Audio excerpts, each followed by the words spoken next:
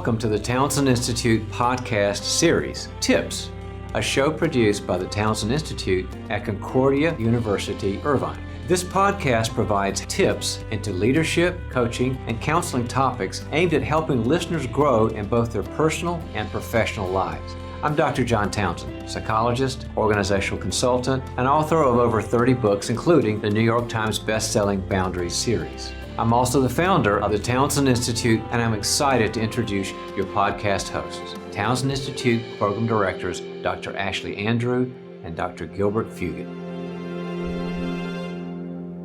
Hello, listeners. We have a special guest on the podcast today, Townsend Institute Fellow Ron Deal. He is one of the most widely read and viewed experts on step families. As founder of Smart Step Families, the author of more than a dozen books, including Building Love Together in Blended Families, his latest book is for engaged couples and premarital counselors titled Preparing to Blend. That's right. Ron is a licensed marriage and family therapist and host of the podcast Family Life Blended. His blended family principles and ministry strategies have been utilized by leading marriage and family ministries all across the world, including in our Townsend curriculum here at Concordia Irvine. So let's get started. All right, welcome back, everyone, to another episode of the Townsend Institute podcast series. Gilbert and I are joined in studio here today with Ron Deal. We're so excited to talk with one of our Institute fellows here today. So, Ron, welcome. Will you start by telling our listeners a little bit more about yourself? I'd be happy to. Thanks for having me. It's an honor to be here. So I work with Family Life. Family Life is a almost 50-year marriage and family ministry that works around the world doing marriage education, parent training, curriculum for churches, lots of stuff, national radio broadcasts. And I run the division called Family Life Blended. We specialize in helping step families and church leaders who serve them. So 24/7, we are thinking about resources and tools for couples thinking about marriage, already married, whatever it is, wherever they are in their journey, as well as leaders, student ministry leaders, senior pastors, anybody in between, counselors, people who are just helping people do life. And we're trying to help the church think more about blended families when they do their programming. And so we work on many, many levels. Wow. Well, it seems like there's such a broad reach of people that, especially now with step families and how that's all permeated throughout our culture. What got you interested in this world of step families? A lot of times people, when they specialize in something, it comes out of their own personal story, sometimes out of personal pain. That's not my story. Like a lot of ministry leaders or counselors, you find yourself dealing with situations you've never lived through yourself, but you could sort of relate to it, but your job is to step in.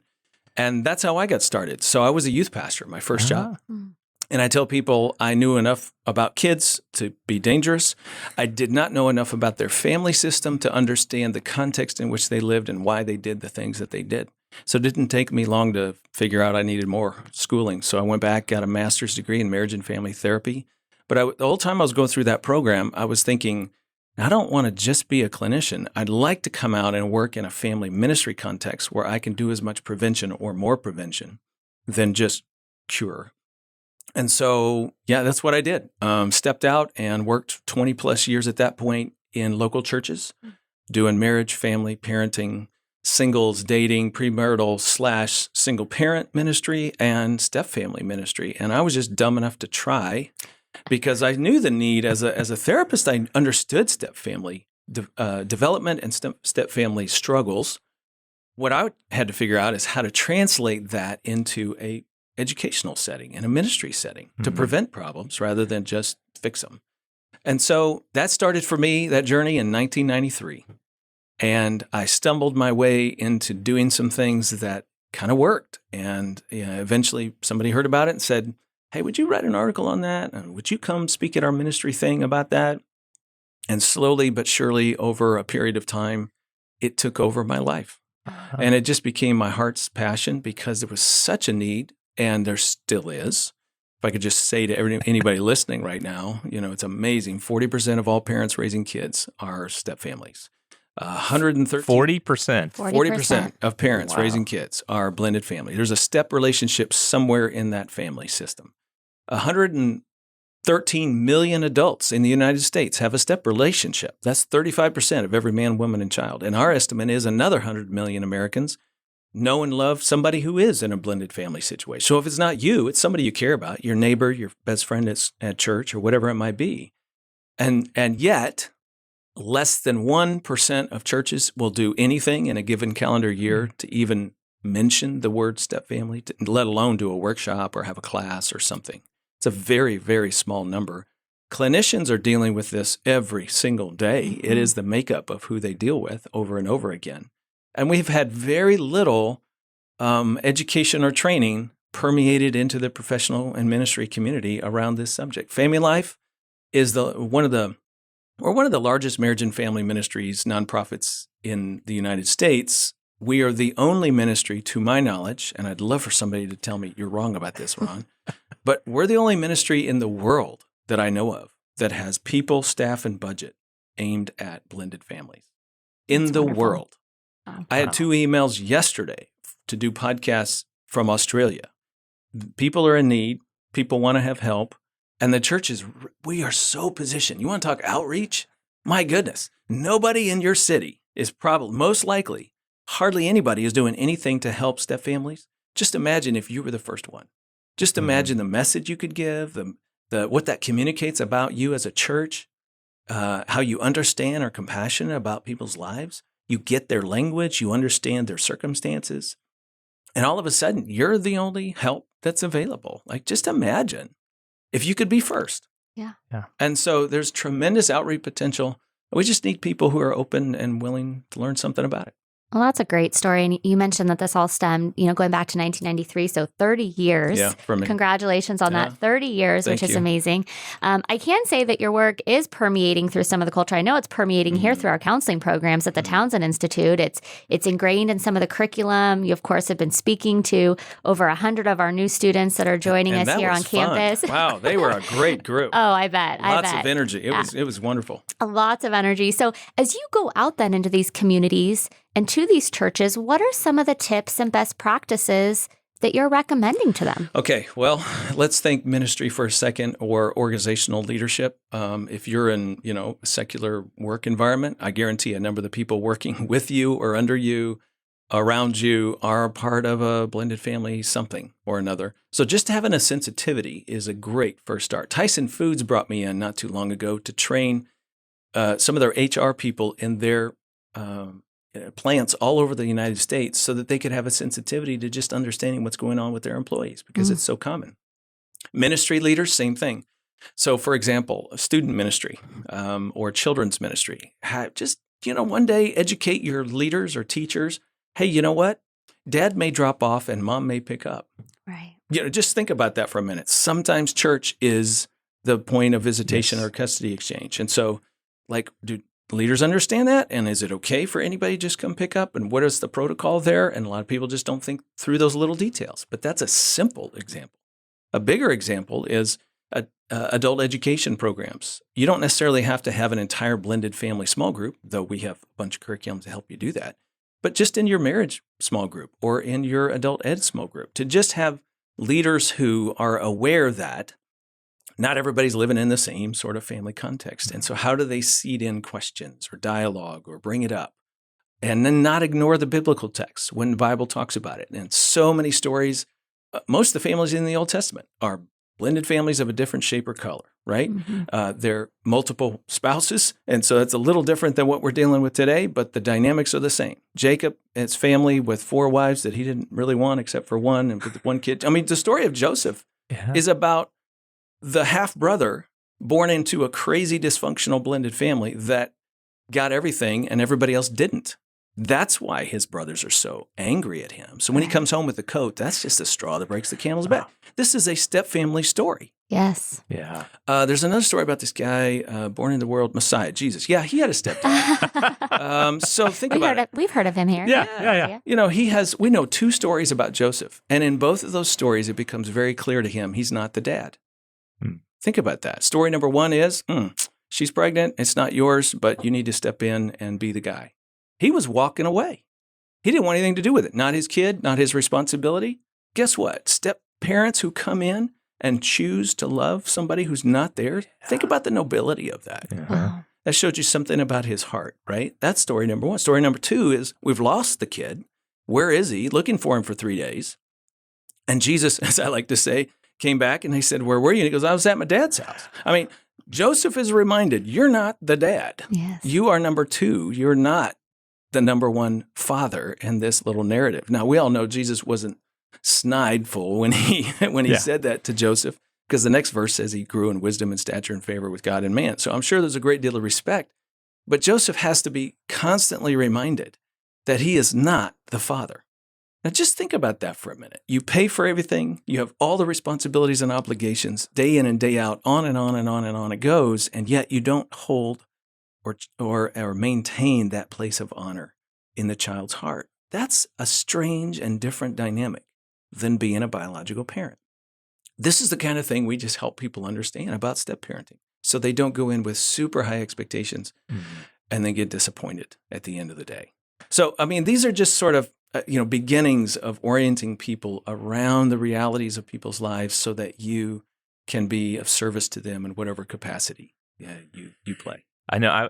As you're saying, talking about this, Ron, it's interesting. I'm just kind of playing back the churches and things I've been involved. I just can't think of a ministry activity we did that was focused on step families. Mm-hmm. What a miss. Yeah. What a miss. And it's not that hard. I mean, we just have to think about it a little bit. And then once you're aware, then all of a sudden you can begin to say, okay, what can we do in this next little endeavor? Yeah. Well, when you're working with step families, because you're a therapist and all, how do you start? Where do you even go? All right. So let's just say a couple calls and they say, we've been married about 6 months and we're struggling just a little bit with what's going on in our family. So could you help us out? The first thing I'm going to do is probably just see the couple. And here's what's going on. I'm assessing the nature of their relationship. How strong is their usness? Because here's the thing. This is true of all families. It is 3 times as important in blended families. The couple's relationship has to be the thing that leads and guides the family into the journey of familyness. Let me pull back just a second. Coupleness does not necessarily equal familyness when it comes to stepfamilies. Man and woman fall in love. Their assumption is our kids will come along because we love each other, they'll love each other. That is a huge assumption. Sometimes that happens very naturally on its own. Kids fall in love with each other, step siblings, or fall in love with their step parent, and it's a pretty smooth process. But for most blended families, that's a journey to find that family identity. As a matter of fact, on average, it takes 5 to 7 years. Wow, 5 to 7 to establish years. that sense of identity for adults and children. That they're a family. That's right. Wow. In other words, the bondedness, the relationships are there. And I think of you as family in my life. 5 to 7 years. Now, no couples, unless they've been educated, walk in assuming it's going to be that much of a journey. So if it doesn't happen in 6 months, they're very disillusioned and they call. So I'm going to say, you guys come in and I'm going to look and listen and assess their relationship and strength. I'm going to assess what's going on through their eyes. Tell me about the kids. Tell me about the backstory. Oh, you've got an ex. Tell me about him. What's he like as a dad to the children? What's your custody arrangement? How's that go? We have a really good co-parenting relationship. Wonderful. That's a good plus. Oh, we have a horrible co-parenting relationship. We hate each other and the kids just try to dodge bullets as they move back and forth between our home. Oh, that's a huge problem, not only for, let me just give you an example. So let's say woman and ex-husband, and she's here, the woman's here with her new husband. And not only is the battle going on with the former spouse a problem for the kids, it ripples into the new step relationship. So her children are going to find it more difficult to bond and connect with their stepdad. Right. If there's war going on and a whole lot of loyalty issues going on with them and their biological dad. You see what I'm saying? Yes. Why would I love the new guy when I really want to love the old guy? Right. The one who's there, the number one position in my heart, my dad. And yet there's difficulty here. And mom is derogatory about dad, but then she says to us, you need to love your stepdad. I don't think so. It feels like I'm giving up on dad to love stepdad. That's what we call a loyalty bind for children. They can't win for losing in that space. But then mom's upset that they don't get on board with the new family. Stepdad's trying. He's a wonderful guy. He teaches, as I like to say, the men's Bible class at church every 6 a.m. every Wednesday morning. He's a very godly, high character person, but he can't make children love him.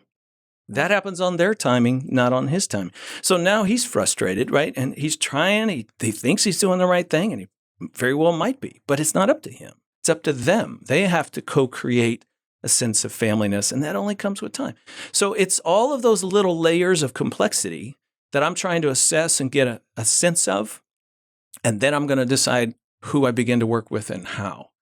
One of the overarching things we teach students, and by the way, I got to throw in 2 or 3 times a year, I do virtual training for step-family therapists who want to join our network of Christian step-family therapists, the only one in the world. We'll put you on a list for the rest of your life so people can find you if you'll go through this 12-hour training. The next one I'm going to do is in November 2023. It is, let me pull up the details, November 16 and 17. So people can just go to smartstepfamilies.com and you'll find all the information to be a part of that.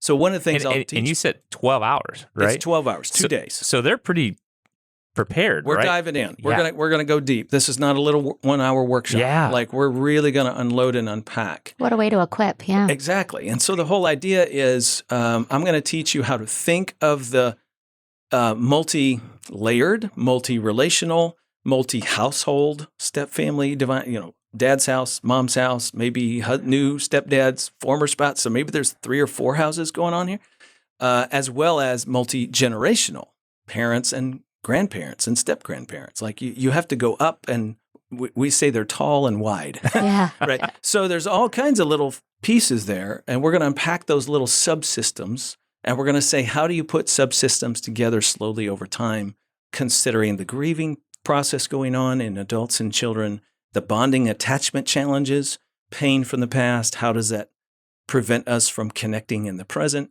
And we're going to just unpack all the layers and then show people that process of trying to help families come together. And then once they do that, they can be on the list to, and then people that have step family issues will reach out. It's the only referral network in the world for Christian step family therapists. Wow. And I think about it. Some reality shows, they'll marry people off in less than 12 hours. I mean, that's you guys. And see, this is time well spent. Yeah, exactly. And let me just speak to that for a minute, because now I'm talking to somebody who does premarital mentoring or counseling in a church, and the way we do premarital counseling has not changed in 70 years. Mm-hmm. We assume you're getting married, and husband and wife, I'll call it usness, is all that is important to the conversation. Now, imagine the guy who came to one of my workshops, and he and his wife, when they got married, had 19 children. 19 between the two of them. Wow. Oh, Imagine him walking in for premarital counseling, and you treat him as if he's 25, getting married for the very first time.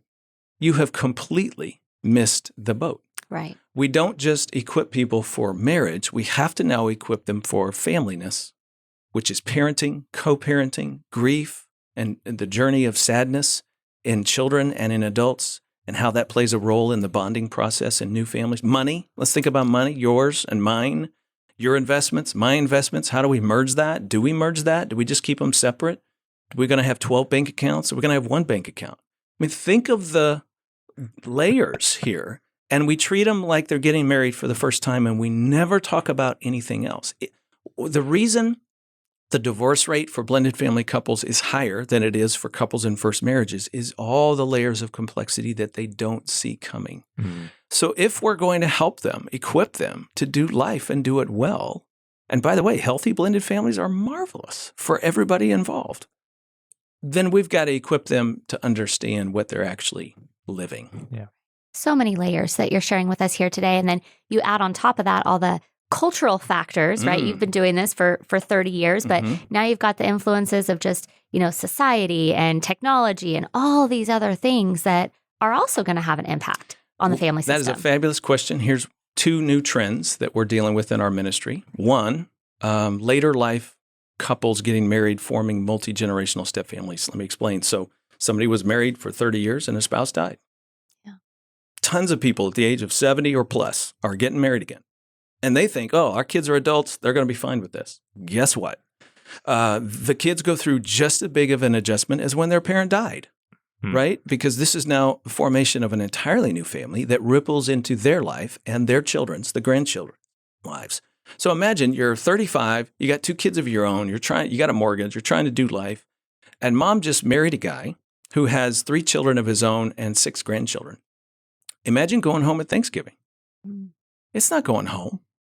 The house you grew up in is not the house you grew up in. There's 12 people there you don't even know.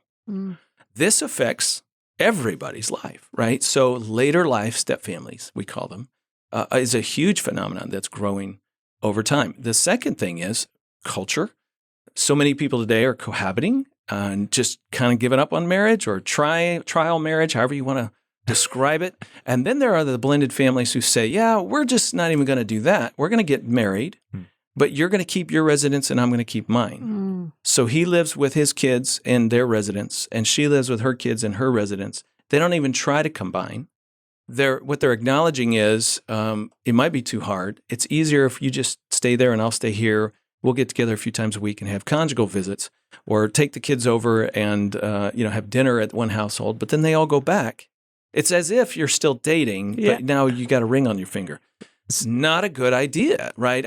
What's the point of that? Where's this going? Now, I can understand, we tell families, we can understand that in a transitional sense. Yeah. You got a kid who's 18, finishing high school. Right. Let them finish for crying out loud. Yes. Then do any sort of, I don't have any qualms with that. But this is the way we're going to do it till Jesus comes. I'm not so sure that's a good idea. You're basically giving up before you've even tried to merge your family together.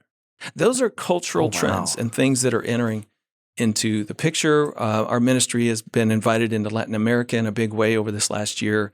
And there's even more cultural things we're going to have to figure out there. We have a lot of men who have 2 families going at the same time. They have their wife and then they have the other and have children with the other. And sometimes one of those is on the American side of the border and one of them's on the southern side of the border. So challenges everywhere trying to bring the heart of Christ for marriage and family into those environments.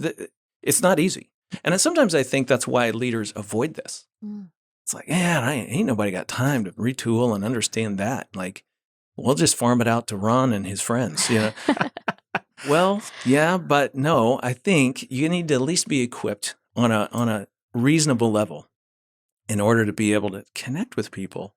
And if you want to point them towards a resource, understandable. You don't have to be an expert, but you at least need to understand it a little bit. And I'm wondering, Ron, are some church leaders afraid to open that box, right? They don't actually want to know what's going on in their members' lives because they don't know what to do with that. I think there's different parts of the box. One is the intimidation factor. This feels like a lot. And what I say to pastors is, so as you listen to me talk, if you're feeling a little intimidated, imagine what the couple feels. They've got their heart set on this thing and they can't figure it out. So there's something there. I do think also with Christian people, there's the questions about divorce and remarriage. And, those are really important questions. And we should have good answers. And that should inform, our theology should inform our practice. And at the same time, whatever we decide should be, we need to mitigate with mercy for what is. And that's where I think some people get stuck. They say, well, the divorce and remarriage, that shouldn't happen under these circumstances. And so we're against that. Okay, so what's your point? We're going to sit back and do nothing? Right. Like, when have we ever decided to not deal with sinful people? I would say, if you're going to take that approach, you might as well shut the doors of your church because you have people coming every week who think they're going to go to heaven. And I don't know if we want them believing that because, there's sin in their life. So a little sarcasm. This is what we do every day. So why is this any different? Well, we just have to sort of wrestle with the theological matters and then say, yes, we're still going to come alongside and try to point people to things that are redemptive. That's so great, Ron. And obviously you are one of those resources going into these churches, doing all the work that you do. I know you've shared a couple of your books with us here today, Preparing to Blend and The Smart Step Family. What additional websites and resources do you recommend for whether it's the church leaders that are listening that are looking to start one of these ministries in their church, or even some of our listeners right now who are going through that blending process, Yes, that smart. step family blending process. SmartStepFamilies.com. That's my site where you can go and get in touch with everything we're doing, from podcasts on a regular basis for couples and for leaders to live events, virtual events. We do once a year a ministry equipping event. Thursday, October 12th, 2023 will be virtual, so you can be anywhere in the world and participate in our ministry equipping. We have an online certificate program in blended family ministry. You can do it at your own pace. And then we also have live events for couples. Every spring, we do a live stream that churches can host. Basically, it's a one-day marriage seminar for blended family couples, specifically for them. You can host it for $99. Wow. Don't give me any excuses. You can come up with $99. Yeah. Right? We make it possible for you to have programming when you otherwise wouldn't know how to do that. We have 8 different video series you can use to do small groups and educational classes with. All kinds of resources, 9 different books, make that 12 different book or booklet resources, all kinds of stuff. So now there's resource. There's really no excuse now. That's right. There's no excuses for all that. And I'm glad you said that, because 30 years ago when I started down this road, people complained all the time. Where are the Christian resources? Yeah. And they were right to complain. There wasn't any. That's simply not true anymore. We've put out more resources in our ministry in the last 5 years than the entire Christian community did over the last 30 years. Wow. And we're still pushing. We're still plugging away. It's easy. It's accessible. Like I said, podcasts are free. Live streams that are often very cheap or nothing. Yeah. Ministry training that's very reasonable priced and accessible online.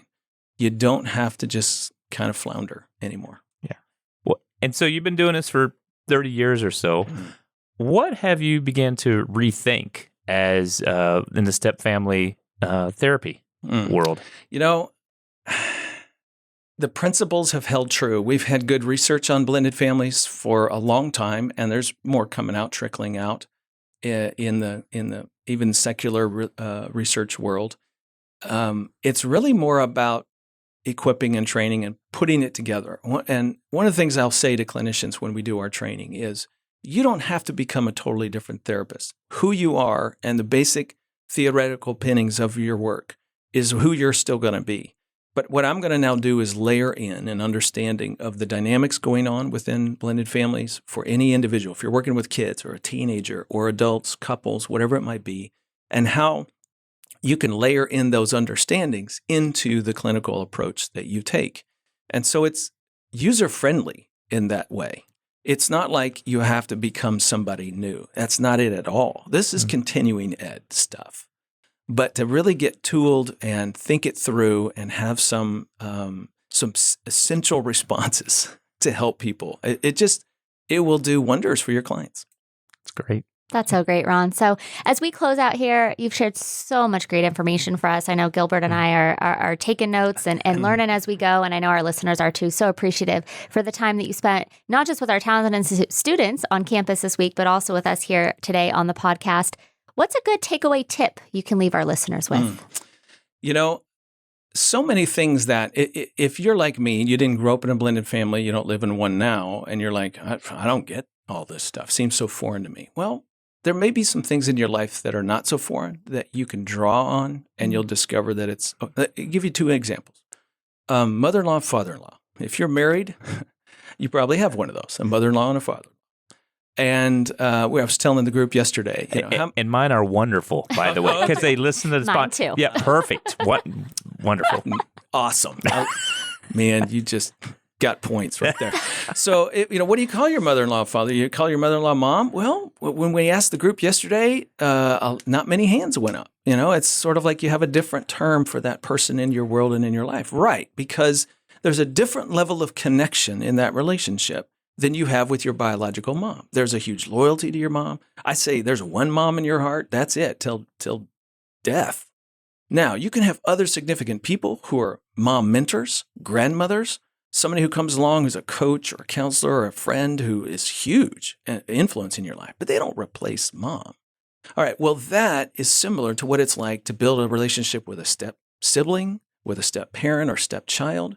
They're family, but not biological family.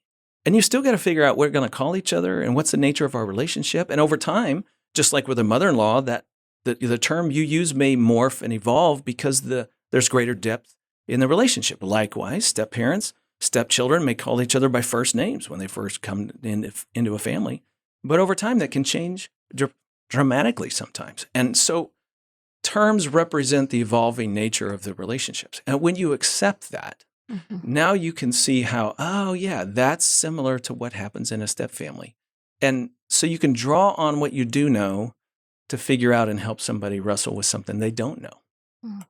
Such great information. Draw on what you do know to help with what you don't know. That's so great. That's a great quote. That's a great tip. Great takeaway tip. Thank you so much, Ron, for your time here today. We really appreciate it. Thanks for having me. Thank you for being here. Yeah. Special thanks to Gadesla Bawa, CUI alumni, for the Tips podcast music. If you enjoyed the Townsend Institute podcast series, head to our website, cui.edu/Townsend, to find out more about the certificates or bachelor's, master's, or doctoral degrees offered through Concordia University Irvine. With programs in organizational psychology, mental health counseling, executive coaching consulting, and organizational leadership, we have a variety of faith-based programs dedicated to helping you fulfill your academic and professional goals, all while further developing your competence and character. Again, that's cui.edu/Townsend.